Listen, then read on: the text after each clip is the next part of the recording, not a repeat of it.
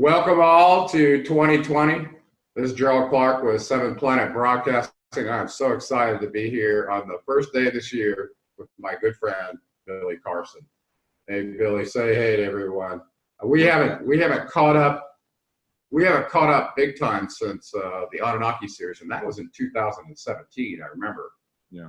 Remember where you did some episodes with us? Yeah. Then you went off and did all the other 18 million other things you did. But we wanted to kind of start with this last year.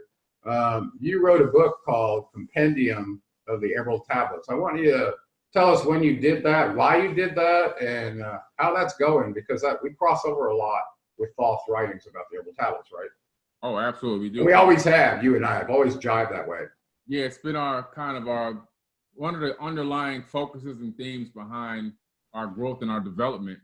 You know, and I stumbled across the Emerald Tablets of Thoth probably around the end of 2013, and I was blown away the first time I read them. I was like, wow! Even just the beginning of the first tablet, I had to sit back and just take a deep breath and go, what did I just read? You know what I'm saying? I had to go back.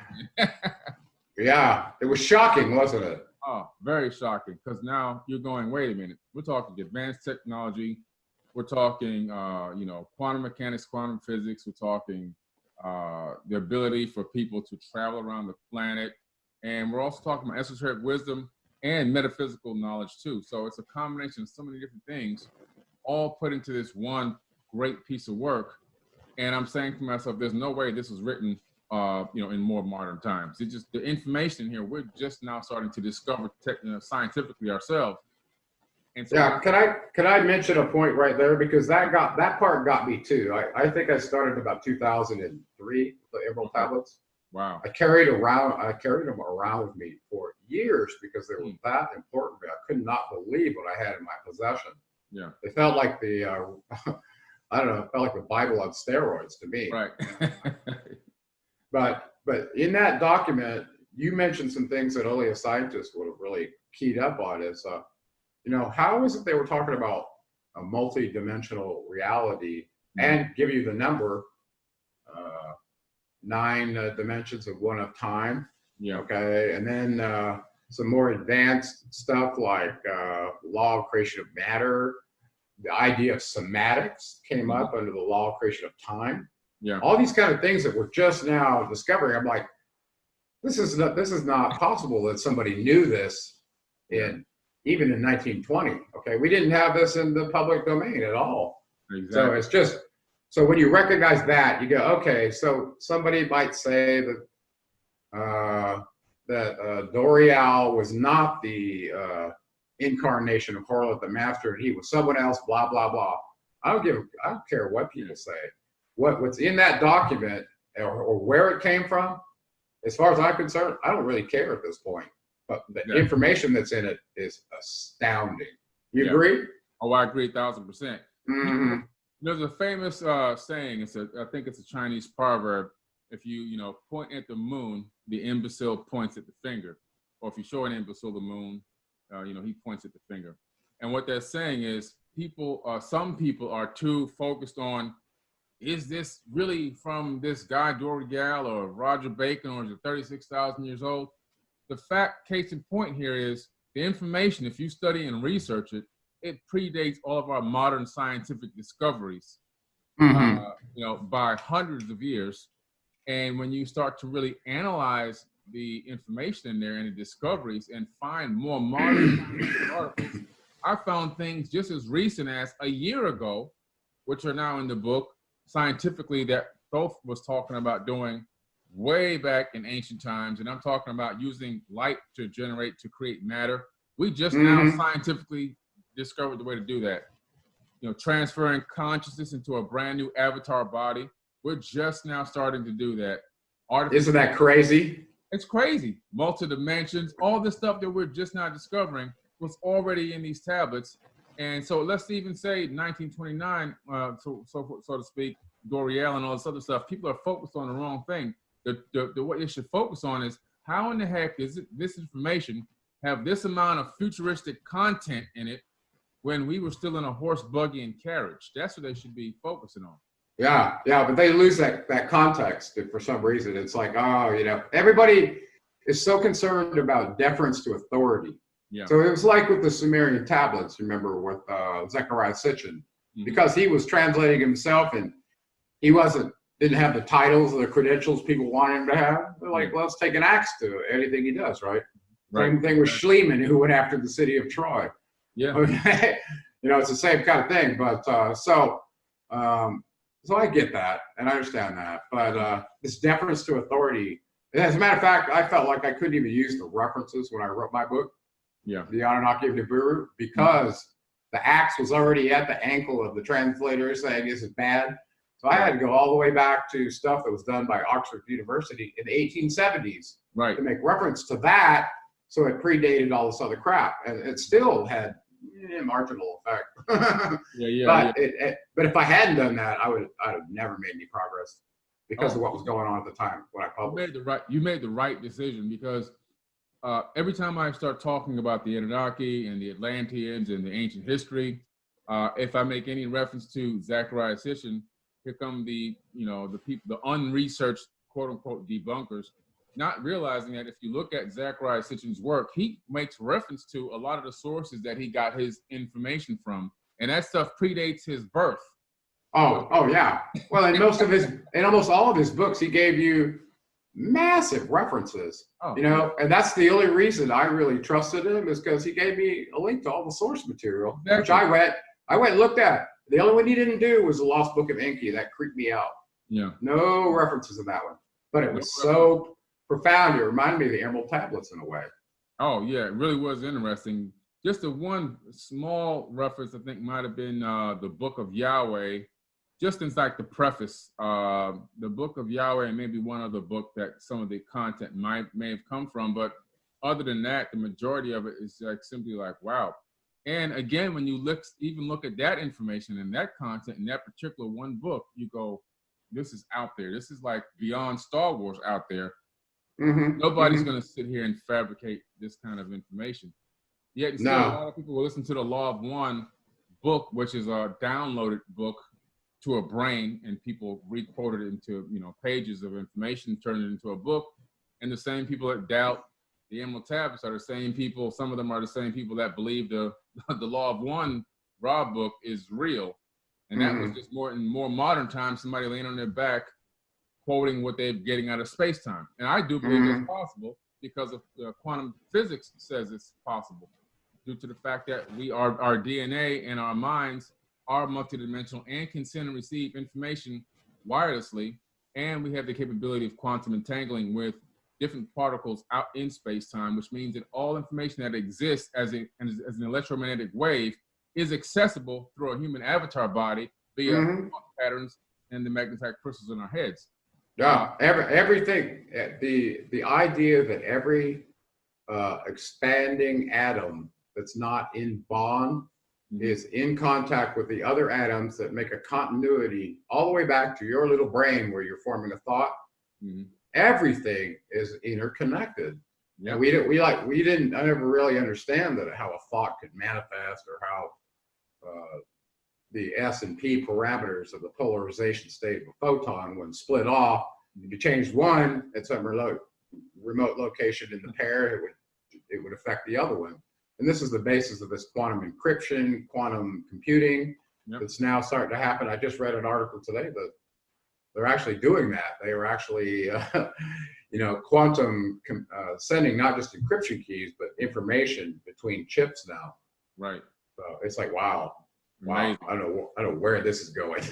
Yeah, we're really moving at a very fast pace. Quantum encryption was, when it first came out, I remember, because, you have to identify the spin rate of the atom and the location. And so when you try to identify the location, you ping a photon off of it, which moves it. So you can't find the location now. So you can either know the spin rate or the location, but not both. Now we're getting to the point where we can actually detect both states. And the first image of a particle duality was just taken not too many months ago, of an electromagnetic wave turning into a particle So now we've got the evidence, the physical evidence. Now we can see wave turning into particle. So we are really living in this holographic matrix that Dolph was talking about. It's so real. I didn't realize you were this deep into the physics aspect of it. I'd really like to, I don't know about this show, but I want to, have you heard about light encoding the reality matrix? This is kind of like, in my opinion, this would have been the law of matter that shows up in the Emerald tablets. By the way, from those tablets, just to kind of put a nail in the reality of what Thoth did, he additionally told us we live in a holographic reality, how many dimensions there were in that reality, how they're connected, how to traverse those dimensions with details that are pretty significant. He told us who the creator of all was, what aspects of the creator of all were put into us so that we would recognize that. I mean, how we were formed. It was like a human, I don't know, functional manual as well. There were discussions in there that were just unbelievable about the relationship between the creator of all and its created. Right. You know, which you can't find that stuff anywhere else. So I was really, you know, why the number 13 was so significant. Oh all those kind of things were in there from way back when, and you know. So listen, it's powerful stuff, and people should focus on the content and information. So what I decided to do was I said, okay, I'm going to put side by side information from the Emerald tablet, and then I'm going to stop the reader, and I'm going to bring in information that's relative to it in our modern era, and when that science came to be, what the science is about. So I'm creating a science detail-based article and information to back up what the Emerald tablets is talking about, so that people could see, wow, this is something we just were able to do. You know, changing consciousness and all these other crazy scientific feats of amazement that we're capable of doing now. And so I'm backing up and going side by side. And then I also take a lot of side by side information, like from the modern day Bible, and show where that information was then directly pulled from these Emerald tablets. And, you know, just basically saying the same thing. So I go side by side with this, so you can go, wow, the Emerald tablets is a source space, not only for the modern day Bible, but for many other religions as well. So they kind of just pulled from this, you know, and man, it also gives, of course, evidence of the Great Flood story, which we have the Great Flood story in every civilization around the entire planet. And it also, because it says that Thoth's mission was to bring mankind back up to a high level of civilization, it means that we were already at a high level prior to this geological disaster. And now the mission became obviously to bring mankind back, because we had fallen back into this low state of being and everything else. So it says that, wow, there was an advanced culture, advanced civilization before the land of Chem. So this is just really amazing stuff. Yeah, absolutely. And the fact that probably going through one of our great year cycles, but with the 12,000 years in, 12,000 years out, and then the stuff in the middle, probably is how they ended up being barbarians in a cave again, right? Right. Lost everything, ended up just being survivors, Darren Kuyu or whatever. Yeah. And the fact that Enki Poseidon decided to send his son over to the land of Cam and go, okay, you know the plan. Right. Has this been a plan of theirs ever since they came to this planet, that's what they do? Yeah. Is raise the barbarians to the light. That's it. That's what they do. I think you're right. And when you go read from the Lost Teachings of Atlantis, this book. I have. Great book. You've read this book? I have the book right here. Oh my God. Did you read the history of the whole thing in here? Oh my word. I keep this book so close by, because when I forget our connection back to source, I'm like, oh yeah, that happened to them too. Yeah. Amazing book. Man. Yeah. Right. Wow. Yeah, we're on the same track, man. We're on the same path. I know we are. I remember, I'll tell a little story. I was down, you were down at Teotihuacan. Yeah. And you were climbing up the Pyramid of the Sun. And I saw you were live streaming or something. Yeah. And right. I said, and I chimed in, and we started chatting, and we were kind of connected ever from that point, remember? Yeah. Wow, that was 2016, I believe it was. Yeah, that's amazing. Yeah, that was a great. Well, it's because we had just been down there in 2015 at Teotihuacan. So I don't know. I was really sensitive to that. You know, I felt like you were right there where I was standing a little while ago, like that. Right. Yeah. Amazing place. I'm going to have to go back again and do a better job of documenting the information and the history. I did a lot of filming and getting footage, but I wasn't in front of the camera enough to get quality footage that I can then take and use in something that's worthwhile for material purposes and creating some type of, original content. I have footage of showing the place and this and that, but I needed to really set up and do a high quality. So I'm going to go back probably. Maybe we can meet out there and, go over it together. I'd love to, because to be honest with you, which I'm honest all the time. I shouldn't even say that. I don't like liars, cheaters, thieves of any kind. I was reading The Lost Realm from Sitchin while I was down there. Okay. And he gave a lot of details about the shapes of the pyramids, the angles, connections with Thoth, all this. And I got to, being an engineer, I started, looking into some of that. And I think it would be a good trip for me to do that with you and flesh out the real angles and stuff. Okay. Because people ain't perfect, and there were some mistakes made there, but there's still, was it connected with Quetzalcoatl? Absolutely. Oh, yeah. And the stuff we've discovered recently with the mercury and the pools under the ground and the new artifacts at the Temple of Quetzalcoatl. Right. And the entire complex that now seems to span underneath the entire region. It's all an underground accessible for water control canals or just whatever it is they were using it for. So it's amazing. It's all there. Very high tech. Yeah. And the same thing can be found at Giza. All these underground tunnels and paths and everything that extend out for miles underneath the Giza Plateau. Yeah, absolutely. And both the Great Pyramid of the Sun and the Great Pyramid of Giza are built on top of aquifers. So, Yeah. Well, it's interesting, in the Emerald Tablets, you recall, they mentioned that they had an access way from Atlantis to the halls of Amente, where they could talk to the cycle masters about introducing the wobble and close the dark portal in the first place. Yep. So exactly. that's very interesting that they do this level of information about cycle masters. Okay. And a lot of people don't remember these 7 cycle masters. I want you to talk a little bit about them, because you know how important they must be if we're on this plane of reality and we can go from here to here, barbarian to the light. Right. Well, there's 7 governors that regulate your traversal from there to there, and they just happen to be these cycle masters that they're talking about in these documents. Oh yeah, exactly. And I think they map. I kind of try to correlate them to the Yuga cycles, in a way, trying to give people an idea or a conception of what are these great cycles and who are controlling these cycles and how we move through these cycles. And our Thoth even talks about the fact that, he had traveled to many planets through his astral projections and watched the rise and fall of civilization. So this concept of cycles goes throughout the entire Emerald Tablets, including, of course, these cycle masters. And, being the guards that take people from one level to another, but only once you achieve a specific level of consciousness.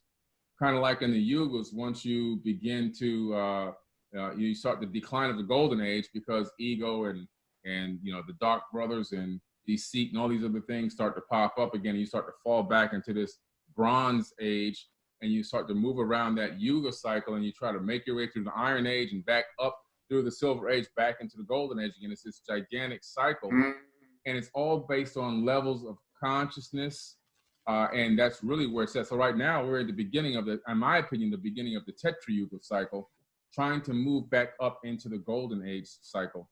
And I think that it's the very, very beginning stages of it, but you can see the awakening happening all around the planet, and you can see people becoming more receptive to this information.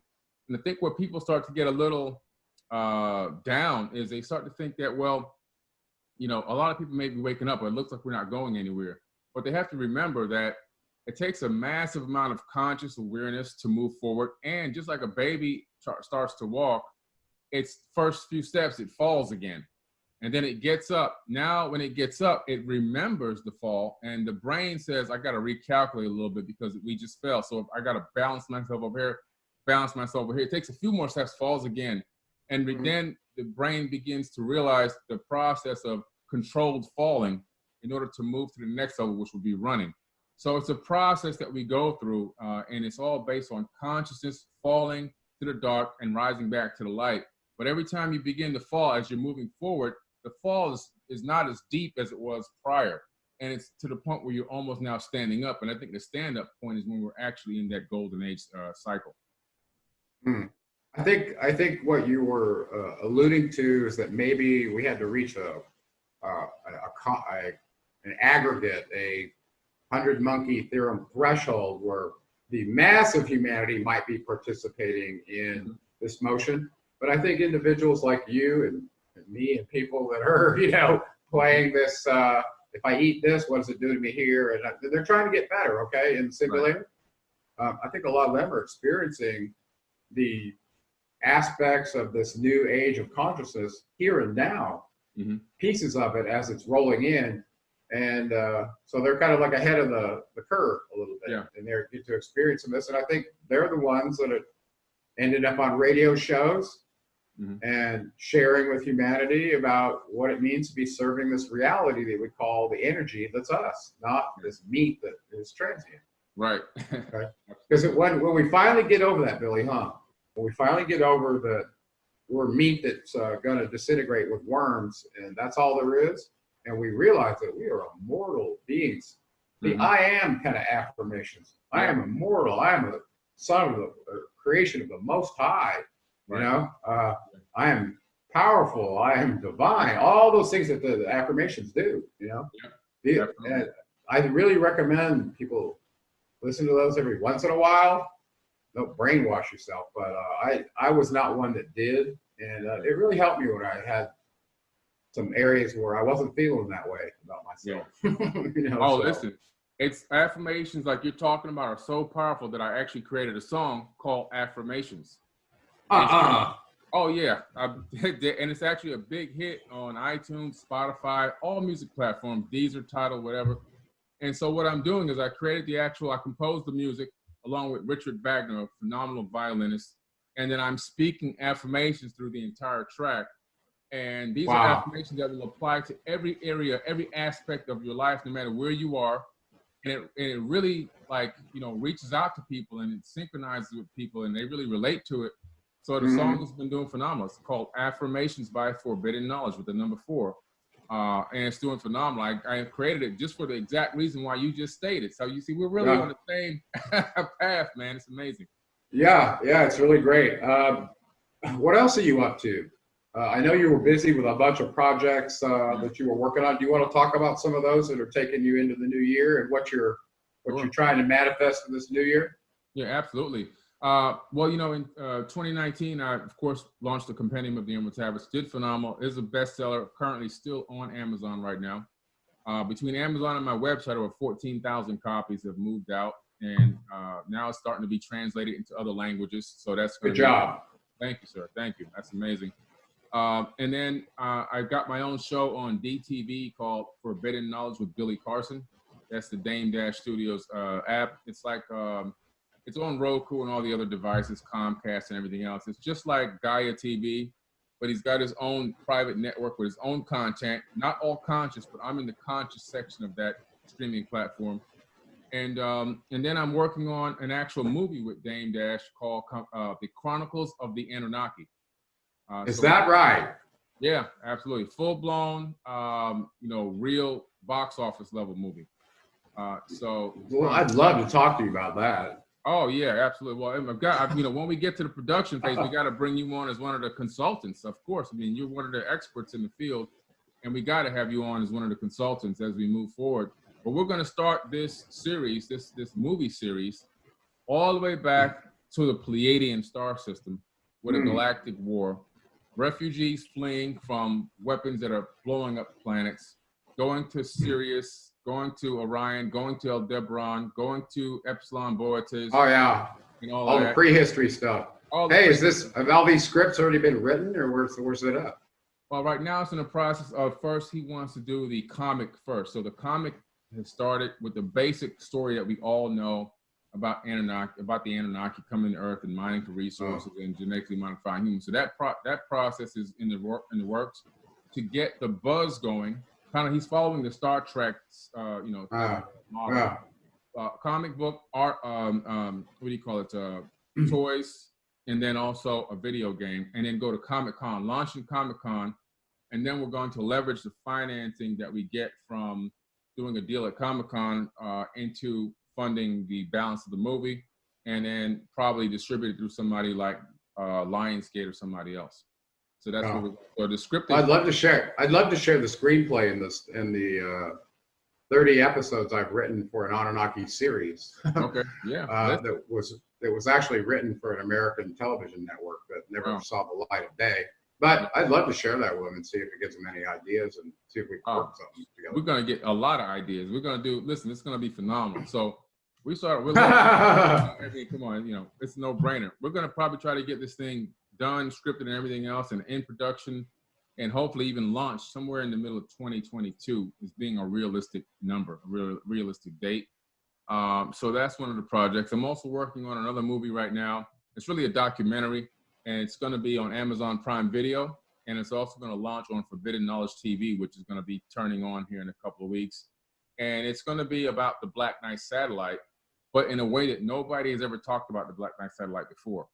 Not just the script reading. Black Knight satellite is, that's what everybody does. I'm going into the ancient Sumerian tablets.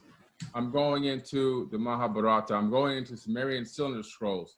I'm referencing direct quotes of this object potentially existing and what it might mean to humanity and how it was possibly used as a communication device between Earth and Mars. And also the Enlil's all-seeing eye, as well as the fact that it pointed to the Epsilon Boötis constellation, which is known to be the constellation directly attributed to Enlil. So this is, this Black Knight satellite is, the story is far greater than, anybody's told so far. And just between you and I, the idea that the Anunnaki were pretty dang sophisticated, and would they possibly have had a satellite to be keeping an eye on us? Oh, please, come on. Enlil had the all-seeing eye. That all-seeing eye potentially could be this Black Knight satellite. And the fact that the Great Pyramid of Giza is the height of it is the exact height of the average height of the total landmass on the planet Earth.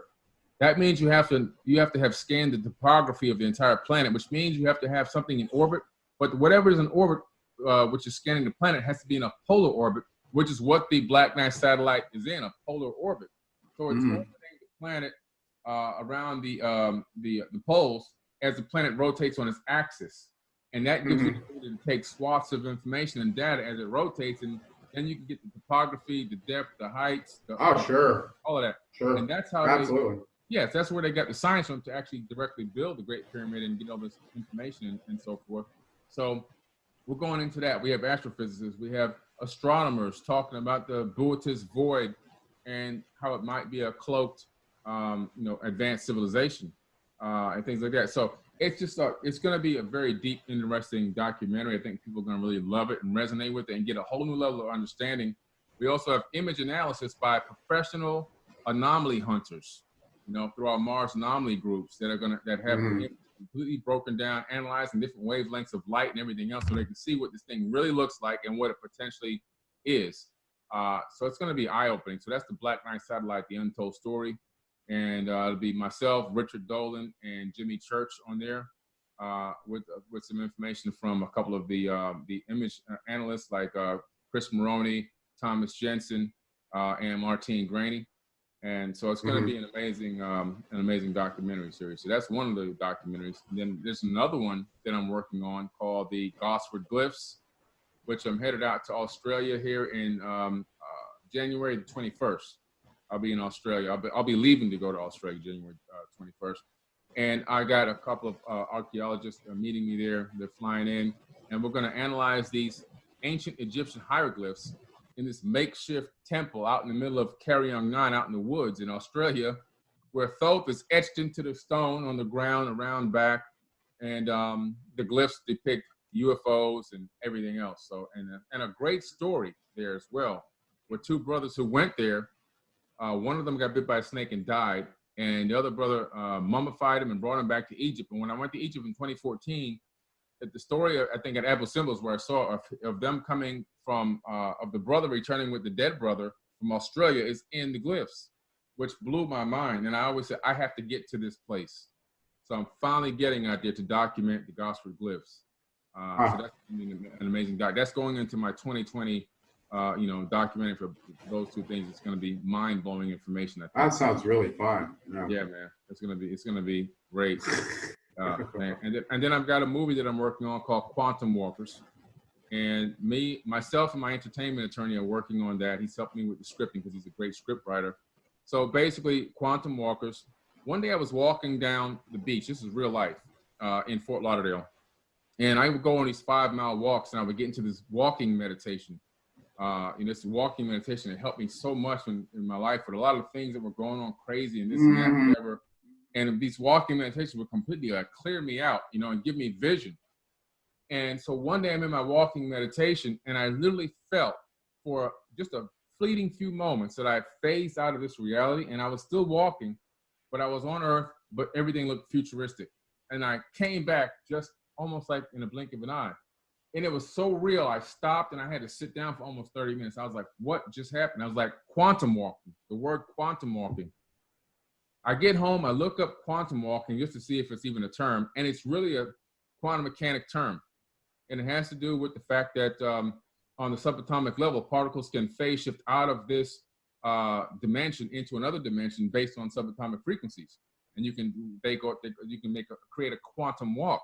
I go, wow, this is incredible. So Can I ask a question? Is the quantum interruption caused by a deviation in the magnetic flux of the Earth or something that you walk through and it causes this? Or do they know what the catalyst is that causes the drop into another dimension? Yeah, that's a great question. That nobody knows what the exact catalyst is, but it has to do with the resonant subatomic frequency of the atoms in your avatar body. And so if the atoms in your body are able to match even the frequency of another dimension, it's possible that you can walk right into another dimension. And that's where you get into these ascended masters and things like that. That's crazy. Is there more to that story? Because I want to add just a little bit to that. I want to step on you though if you got more. Oh, There's yeah. something really, really crazy about that might be connected with this. I don't know. I was researching gravity pretty heavy because I'm a structural integrator and I'm also an electrical engineer. Okay, and stuff. Right. Anyway, so I've done that. And part of what I've discovered is I believe that the atom is expanding at a constant rate. And we know what that rate is, and it's a geometric thing that causes what we perceive as gravity. Mm-hmm. Okay. Anyway, in that model, the idea that, let me just be simple. So I got a ball this big, and it's got a certain density, D1, at time t0, okay? Yeah. At time tn, I don't know, 1,000, whatever you want it to be. Mm-hmm. Suppose the density of this ball got a little less dense as it expanded, according to this theory, right. And we knew what that linear rate was of density expansion. Okay. According to this book, The Final Theory, we know what that number is. Wow. Now, why is that important? Because if you can know what the molecular density of a human is at time t0, yeah. You go, well, at time t1000, it'll be this. So all I got to do is change the molecular density right here, and I'll time travel to there. Exactly. And the density is what perceives the different reality because that's how the energy is processed through a molecule.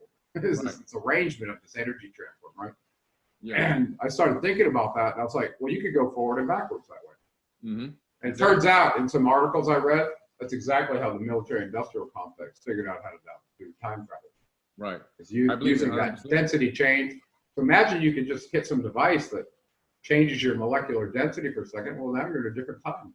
That's what I discovered in this movie, and you're going to be amazed by it. Oh, yeah? Well, maybe that's what's happening when you're walking, because the other thing that could happen is if your brain wave frequency, as it's interacting with the electromagnetic spectrum, gets an influx or an outflux or something, and you end up in a region Yeah. where you're blissful or something, or you triggered a DMT response or something in your brain through the pineal gland. Is it possible that you could somehow, that activity would change, the brainwave change would change your density that allows you to multidimensional travel? Right. And is that not what happens when we go to REM sleep every night anyway? Exactly, that's what happens.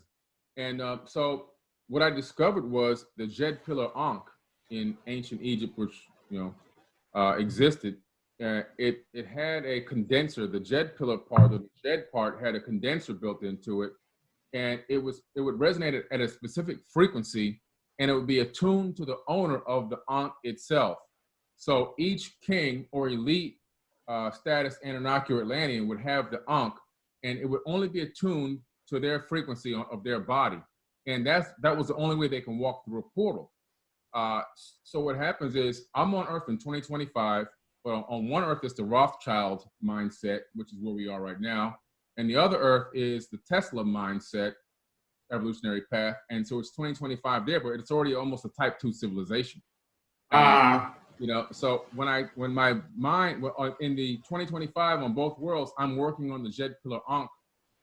In the 2025 on the less advanced Earth, I'm doing it through study, research, and trying to recreate with actual, physical things that I've got in my hand. I'm trying to create this frequency resonance. And on the 2025 Earth, in the more advanced civilization, I'm doing it through a 3-dimensional computer, and I'm doing a 3D print of it, and I'm using technology to generate this frequency. So we're doing it I'm doing it simultaneously in both places on 2 parallel, worlds. And then we hit the frequency at the same exact time, and my consciousness jumps to that avatar, and my consciousness from that avatar jumps to this avatar. So we kind of switch places and realize, wow, we're in different places, but we found out the same year.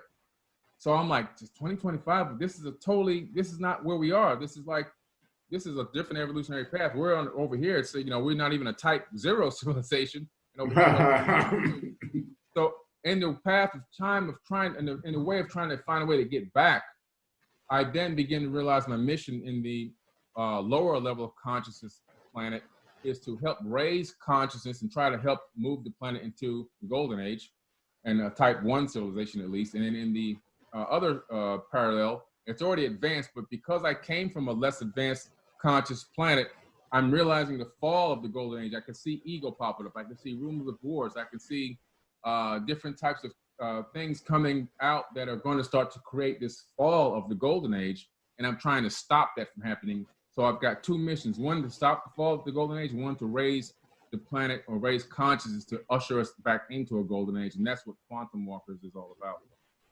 Wow. That's a heavy job right there, man. Oh man, it's massive. Yeah, it's massive. So I'm so excited about that one, man. That thing is amazing. And then in 2020, at the end of 2019, going into 2020, I started my Egyptian mystery schools at the end of 2019. I had 2 amazing Egyptian mystery schools at Dame Dash Studios, a standing room only. Some people came there and sat on a hard concrete floor because we were out of chairs, literally. People who showed up the day of. And we told them, look, if you come in, there's not gonna be anywhere to sit. We'll sit on the floor. And for 12 hours, these people sat on the floor and took 25, 30 pages of notes and didn't want to get up, didn't want to move. 2 12-hour classes we did so far. And we get the 3rd 12-hour class coming up on March 14th and 15th at Dame Dash Studios in California. So people can register on forbiddenknowledge.com with the number 4. They can register there. Another 12-hour course that I'm doing in the Egyptian mysteries. Each course is different. And at the end of 4 courses, you get a mystery school diploma. And people were missing their flights on the 2nd day because they wanted me to continue to just keep talking. And I was standing up on the 2nd day for 6 hours straight. We ended up going almost 8 hours. And so I stand up and give you everything for 6 hours a day, 2 days in a row. And it's just been really amazing. So the mystery schools, we're going to take the mystery school on tour now in 2020 as well to other states. And bring it to other people who haven't had the capability of getting to the West Coast. So we're going to be doing that. So just a lot of great stuff, man. Yeah, definitely. Yeah. Wow. Well, what do you see happening on the stage of humanity this next year? What do you have? I don't know. You want to be positive and stuff like that, but what's really going to go down this year that's going to impact us? I think we're going to see a lot of incredible changes this year, with more people, of course, moving into consciousness and trying to find out what's beyond the veil. But scientifically, there's going to be a lot of great things coming out in 2020 with stem cell research, with telomere research, where we can stop the shrinking of the telomeres. And we've already got that technology working in mice, but I think we're going to advance it more to possibly a clinical study of the telomere degradation system, where we stop the degradation of telomeres on chromosome number 2, which can extend your lifespan, maybe even hundreds of years. And with the stem cells backing it up, while you're alive, living, any diseases or illnesses that pop up, that can eradicate those situations. Alzheimer's, Parkinson's, all those crazy things can be completely eradicated. And then also, we're looking at the launch of the 2020 rover that's landing on Mars, and it's going to bring back, in my opinion, the first evidence that they want to admit to of alien life, which is going to be bacteria. So there will be an announcement of bacteria, maybe not directly in 2020, but the technology will be on Mars that will eventually, between 2020 and 2025, which is actually the start of the age of Aquarius, 2025, between that range of time, we will hear, in my opinion, bacteria, which is going to be quote unquote alien life on another planet, is going to be called bacteria on Mars. They're not going to give us the ancient civilization. They're not going to tell us about the stuff that's already there, but they will admit to the bacteria very soon. So I'm excited about that for 2020, because that's still going to be a paradigm shift in people's mindset. All of a sudden, you go from thinking Mars is a cold, dead rock to Mars has bacteria living on it. Wait a minute, so it's going to be really amazing. So I think we have, we can look forward to that. And a lot more projects are going to be launching for the conscious community, and a lot more products are going to be launching for the conscious community, kind of where we're going to be backing away little by little away from these multi-trillion-dollar corporations and providing our own economy for ourselves. You're going to see that develop a lot more and build up a lot more as well in 2020. That's going to be really exciting, man. Well, this was kind of out of left field. It's probably because there's a crossover with my wife, the artistic vegan. But what do you see coming in the vegan space? Lots of new products, corporations switching. I mean, we're already seeing that going on in Burger King and some other big places where they're messing around. Right. The vegan movement is the next big movement. Veganism and private space industry. Those are the two big movements right now. If you're in vegan or private space, if you want to become a billionaire or a trillionaire, period. In the vegan movement, even myself, I just launched a shoe line, my own shoe line of vegan shoes. These are high quality, workout trainers, stylish, shoes, sneakers, and also the Compendium of the Animal Tablets has its own sneaker now. It's all vegan. Even the glue, there's no animal products in the glue like in regular sneakers. All the materials are made from cruelty-free materials and so forth. No animal products, no leather inside that. But they're sturdy. They're just as strong as the other shoes that have been out for many, many decades. And you can play sports in them. You can be active in them, or you can just look really nice in them. So that's going to be another movement. You're going to see a lot of conscious products moving in the shoe industry and sneaker industry, like I just started, and it's already become very successful. Also, there's a product line that I'm launching called Affirmations by Forbidden Knowledge. It's actually a clothing line where the affirmations are stitched into the clothing. You look back. Brilliant. That's brilliant. Yeah. Oh, yeah, it's powerful. Hey, I didn't ask, are you vegan? Yes. Yeah, I am. Oh, I did. Oh, okay. Yeah, I own the account Plant-Based Alternatives, which I share a lot of your wife's information, Artistic Vegan, on back and forth on plant-based alternatives. I know, that's why I kind of got onto this this thing. I want to ask you about that. There's so many things that you're involved with; it's hard to keep track of them. So. Yeah, definitely, man. So, there's a lot of products coming out for people in the plant-based industry that's going to help turn people's minds around and get us away from destroying the planet with these. With these factories of meat and moving plant-based. Well, I've probably taken all the time I should be taking from you on New Year's Day. I thought I was going to get you yesterday on New Year's Eve, but you had plans. But I'm so glad we finally got together. Yeah. I knew you were busier than a one-armed paper hanger. That's a Southern saying. You probably know what that is, right? In your neck of the woods. Yeah. So I appreciate you carving out the time to spend it with me. I really enjoyed it, and it sounds like we got more stuff to talk about with the movies and all the things that you're into. Oh my word! Yeah. You're just a powerhouse, Billy. I love you to death.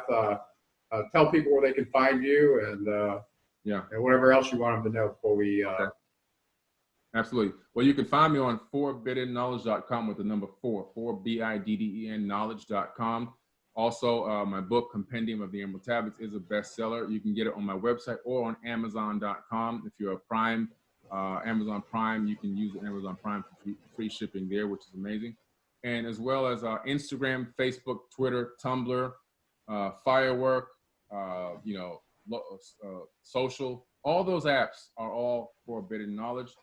And I just launched a Forbidden Knowledge vegan shoe, so you got to find those and check those out. You can find links to those in my bio on all of my accounts, to my link tree. There's all the different projects, my tour dates, my conference and lecture dates, and all the TV shows that I've been in. Currently, I'm on Travel Channel on 3 different shows. You can find me there as well. So just check it out. Look up Billy Carson, Forbidden Knowledge. You should be able to find me everywhere, including on your music app, all music apps, Forbidden Knowledge. Okay, I'm going to look for your music app with the affirmations. I think that's really cool, man. Thank you. Okay. Well, listen, have a wonderful night and a blessed new year with everybody that's in your circle, and we'll catch up again soon, okay? I appreciate it. Tell your wife to say hi. Okay. Okay, I shut my recorder off. If you want to shut yours off, I'm not sure. Yeah, I'm going now.